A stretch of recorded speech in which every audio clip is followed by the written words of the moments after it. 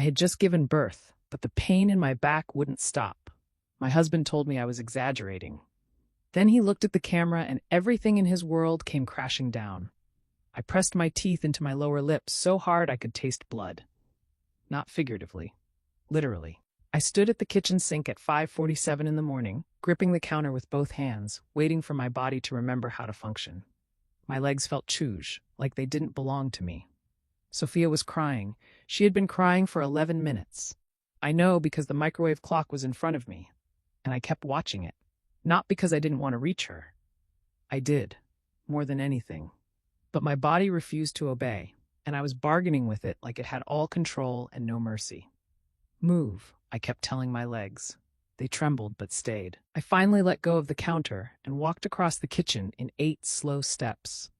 Each step felt uncertain, like walking on fragile glass. Each one demanded more focus than it should have from a 31-year-old woman who had, just 14 days ago, been told at discharge to take it easy, but return to normal soon. Normal. I lifted my daughter into my arms. I held her close to my chest.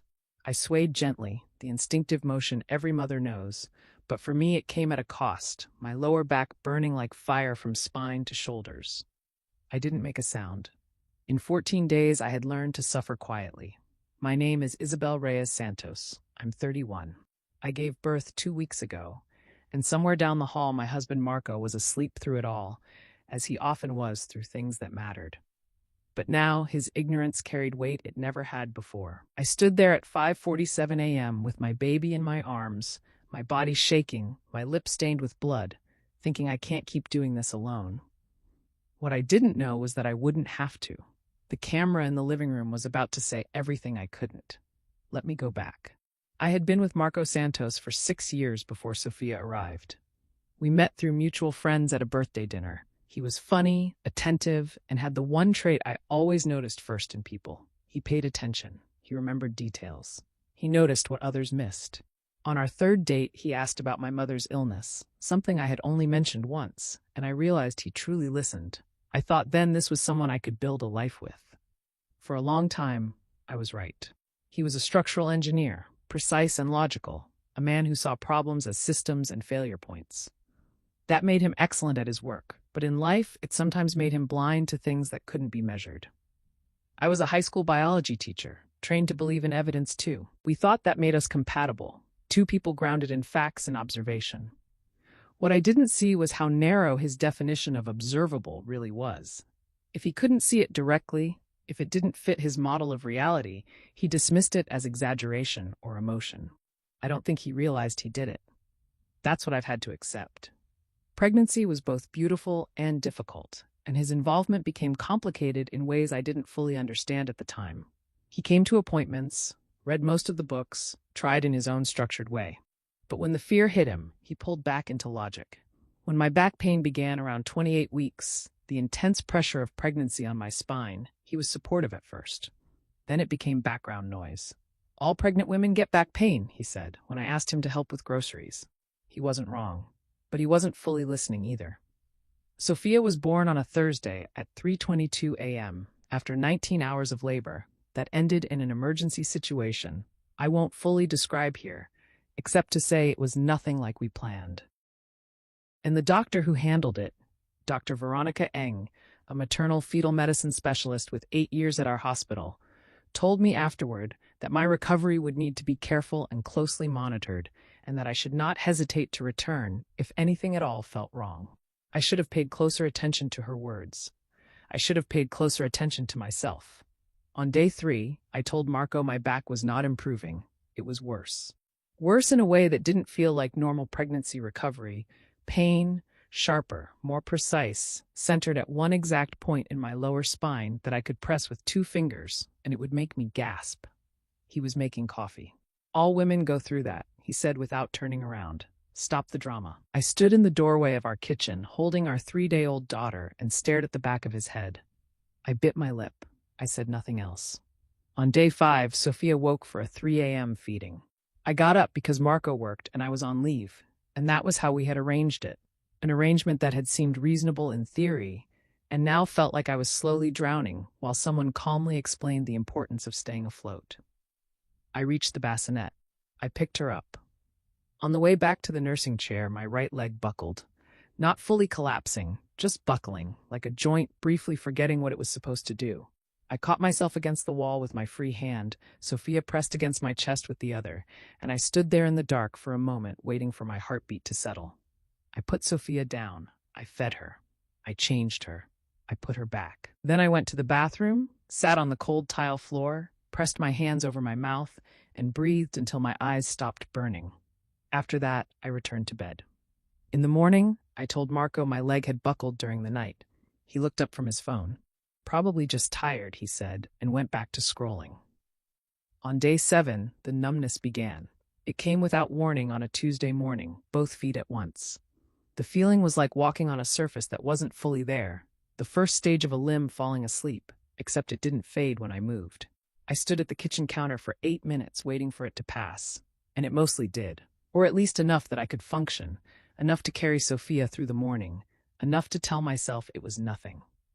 I didn't tell Marco. I had done the quiet math over 7 days.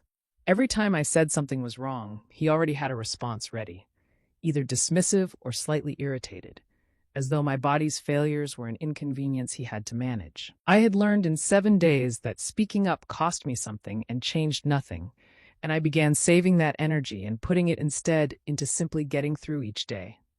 This is something I now understand, with the help of a very good therapist, as what happens when you are not believed. You stop reporting things not because they stop being real, but because the act of saying them becomes heavier than staying silent. On day 9, he said, "You're so OA, you're scaring the baby."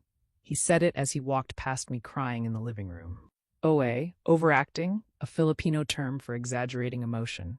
He said it casually, like something repeated before, already filed away, already decided, not needing another look. I went into the bathroom. I ran the tap so he couldn't hear me.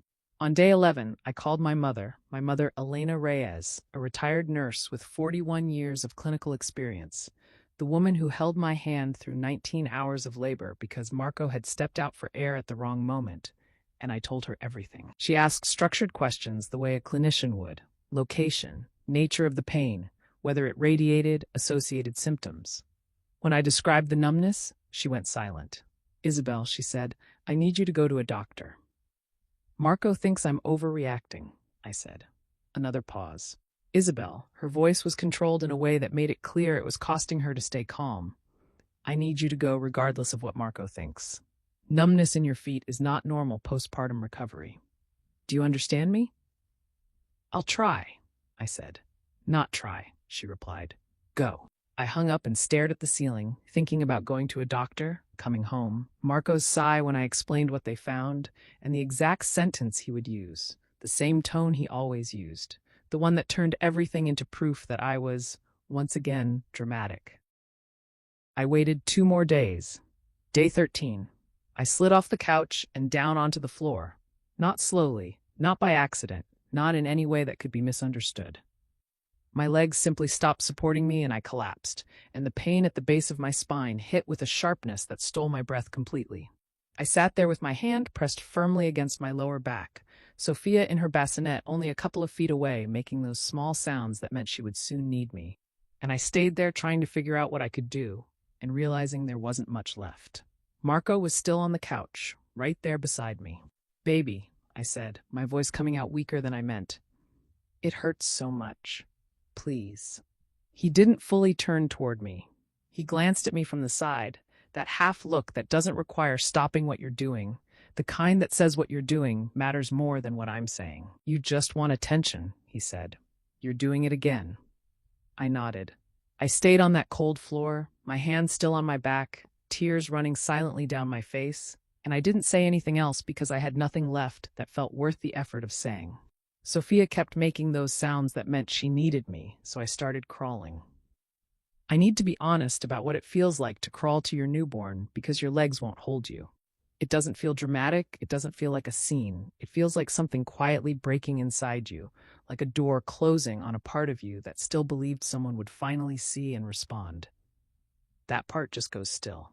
I reached her, I picked her up, and I hummed through clenched teeth so she wouldn't hear what I was holding back. The sound that had been building for 13 days of not being believed. She settled in my arms. I sat on the floor with my back against the bassinet, my daughter resting against me, the electric fan humming in the corner, breathing in and out, and telling myself that tomorrow I would call Dr. Ang and make an appointment no matter what Marco thought or said when I returned. And I would hand over every detail of what had been happening and let her decide what it was. Tomorrow. That night I stayed on the floor with my baby, eyes closed, just breathing in the quiet. I didn't know Marco couldn't sleep. I didn't know he had opened his laptop. I didn't know he had found the camera I installed 4 months before Sophia was born. A Reolink indoor camera, 1080p, motion activated, saving 30 days of footage to a local hard drive. I had set it up thinking about home safety with a newborn, and then never thought about it again. Marco hadn't thought about it either until that night when he couldn't sleep and started scrolling through old footage looking for something, anything, a distraction. He found it from Tuesday, 3 days earlier, the day after he told me I was doing it again. The timestamp read 2:38 a.m. He watched me try to stand from the couch, gripping the cushions with both hands until my knuckles went white. The kind of grip someone uses when they're forcing a body to do something it can't do. He watched me struggle, watched me fail, watched me try again, watched me shake, watched me sink back down. He watched the moment my legs finally gave out and I collapsed to the floor, paused there for a second, then began to crawl. He watched me crawl toward our daughter's blanket because I couldn't stand and she was crying and I was her mother and there was no one else. He watched me kiss her forehead. He watched me hum. And later he would say this was the moment something broke open in him, because if you looked closely at my face, you could see the strain of holding pain in real time, the clenched jaw, the eyes shut tight, the effort of soothing a baby while struggling not to fall apart myself.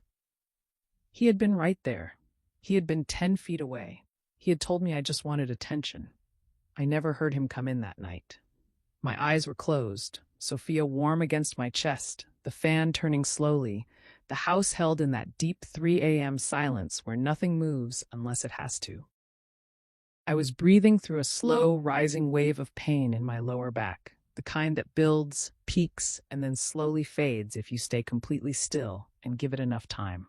I felt a hand resting on my back, warm, cautious, slightly unsteady in that way. Hands shake when they belong to someone who is not fully in control of what they are feeling. I opened my eyes. Marco was down on the floor next to me. His face, I had only seen Marco cry twice in 6 years. Once at his father's funeral, brief and restrained. Once during a film he insisted had not made him emotional. I had never seen his expression like this, like a man who has just been shown something that permanently reshapes him, standing on the far side of a truth he cannot unlearn and does not yet know how to carry. His eyes were red, his cheeks wet, his whole face carrying that broken openness of someone forced to accept they were wrong in a way that actually hurt someone they love. "Baby," his voice cracked on the first syllable. He stopped, cleared his throat, tried again. "Does it really hurt that much?" I looked at him. I was exhausted in a way I could barely explain. "Is everything you said, was all of it true?" He thought about the blood. I had bitten into my lip without realizing. I thought about the bathroom floor at 3 a.m. Awesome, the faucet running. I thought about, you're overreacting. You just want attention, and 13 days of carrying a body breaking down while the person meant to support me treated it like paperwork. "I'm not pretending," I said quietly. "You just didn't want to believe me." He pulled me closer. Not gently, not like someone carefully correcting a mistake, not like a rehearsed apology. He pulled me in the way someone does when they finally understand something awful about themselves, and all they can offer is closeness, is presence, is simply being there beside the person they failed. Sophia lay between us. The fan kept humming. The house felt quiet in a way it hadn't felt in 13 days. Not the silence of isolation, but the silence of two people finally existing in the same reality again. I cried into his shoulder, not only from sadness, but from the deep, bone-level exhaustion of someone who has been telling the truth for 2 weeks and has only just been believed. I was tired of needing to be believed. Marco drove me to the hospital himself the next morning. He called Dr. Ang's clinic at 7 a.m. and described the symptoms clearly. The lower back pain, the radiating pain, the numbness in my feet, the difficulty standing. The nurse who answered told him to bring me in immediately and mark it urgent, which he did. Dr. Veronica Ang, maternal fetal medicine, 8 years at the hospital, and known for a calm urgency that doesn't panic patients, reviewed everything, and ordered an MRI within the hour. The scan was performed by Dr. James Obimseli, a board-certified radiologist with 15 years in diagnostic imaging, who relayed preliminary results to Dr. Ong while we were still there. A disc herniation at L4-L5 with nerve compression. Dr. Ong sat across from us and explained it carefully, in that precise, steady way of someone who wants you to fully understand what has been happening and also understand that it can now be treated. The herniation most likely happened during labor. It worsened significantly over 14 days of lifting, bending, carrying, and constant physical strain while caring for a newborn without diagnosis or proper support. The nerve compression explained the numbness. The radiating pain explained exactly that radiating pain. "This is real," Dr. Ong said. She said it simply, like stating an undeniable fact, without even looking at Marco. "This is a documented injury that needs treatment." She turned to me. "I'm sorry it took this long to come in." "So am I," said. Marco stayed silent. He sat beside me in Dr. Ang's office, hands pressed against his knees, jaw tight in that way of a man holding something back that he will only fully release later in private, away from witnesses. He referred us to Dr. Rita Castillo, a physiatrist in physical medicine and rehabilitation with 12 years of experience specializing in postpartum spinal injuries. Dr. Ong wrote the referral on a card and placed it directly into my hand. "I want you to see her this week," she said. "I'll make the appointment today," Marco said, breaking nearly 40 minutes of silence. Dr. Rita Castillo's office was filled with plants, something I immediately noticed, because I always notice the small, welcoming details that reveal a person's character. She asked questions with a calm directness and listened with full attention, carefully working through my 14 days of symptoms like she was assembling a precise picture. She asked when the pain had begun, when I first felt the numbness, and then something I hadn't expected, whether I felt my symptoms were being taken seriously. I glanced at Marco. He looked down at the floor. I stayed silent longer than I should have before answering. I waited too long to come in. Dr. Castillo studied me briefly, then Marco, then returned to her notes. "We're going to begin a structured rehabilitation plan," she said. "At least 8 weeks. The nerve compression should improve with treatment and proper rest. And when I say rest," she added, "I mean real rest, not caring for a newborn every hour of the day." She looked at Marco again. "She needs support," Dr. Castillo said evenly, professionally, not management, but support. "There is a difference, and the people around her need to understand it." Marco nodded slowly, like someone realizing something he had always known but never fully understood the cost of. Later, he told me he watched the footage 3 more times. Not as confession, but as fact, trying to map his own internal shift. Once that night after the hospital, and twice the following week. Each time, he saw something different. Not in the events, but in himself standing 10 feet away from what the camera captured, calling it drama. "I don't know how to explain it," he said. We were sitting on the floor. We'd been sitting there a lot lately, like we were drawn to the place where something real had happened.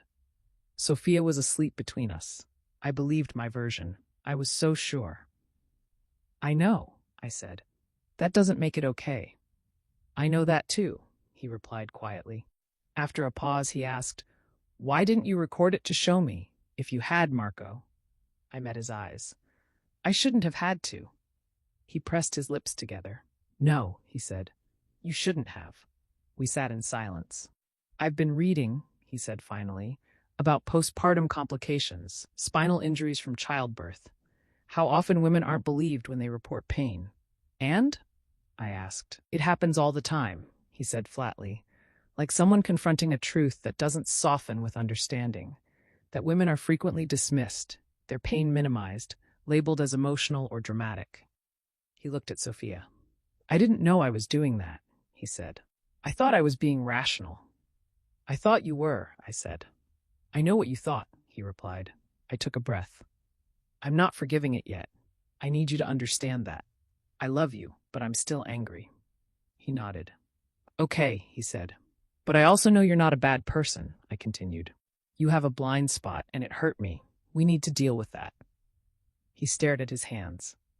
"I made an appointment," he said, "for therapy next Thursday."